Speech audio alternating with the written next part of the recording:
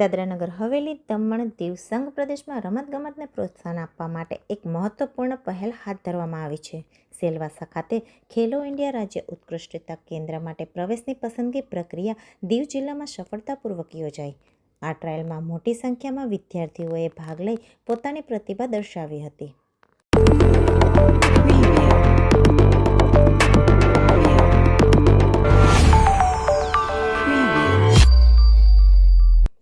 કેન્દ્રશાસિત પ્રદેશ દીવ ખાતે ખેલો ઇન્ડિયા રાજ્ય ઉત્કૃષ્ટતા કેન્દ્ર માટે પ્રવેશની પસંદગી ટ્રાયલનું આયોજન કરવામાં આવ્યું હતું.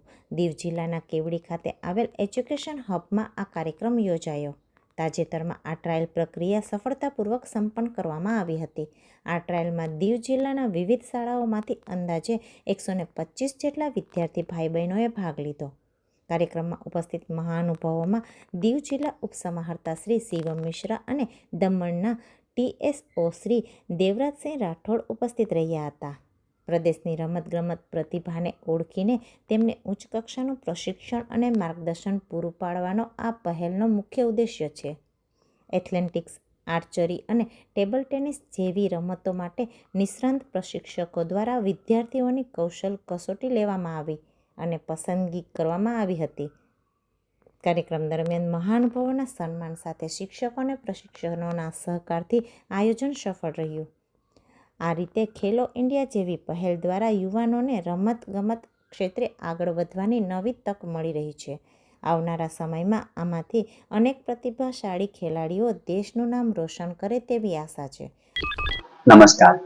સંઘ પ્રદેશ દાદરા નગર હવેલી અને દમણ તેમજ દીવ પ્રશાસન રમતગમત અને યુવા બાબતો દ્વારા એજ્યુકેશન હબ કેવડી ખાતે ખેલો ઇન્ડિયા રાજ્ય ઉત્કૃષ્ટતા કેન્દ્રનું સફળતાપૂર્વક આયોજન કરવામાં આવ્યું. જેમાં દીવ જિલ્લાની દરેક શાળાઓમાંથી આશરે 125 વિદ્યાર્થી ભાઈ બહેનોએ ઉત્સાહપૂર્વક ભાગ લઈને પોતાની પ્રતિભાના દર્શન કરાવ્યા.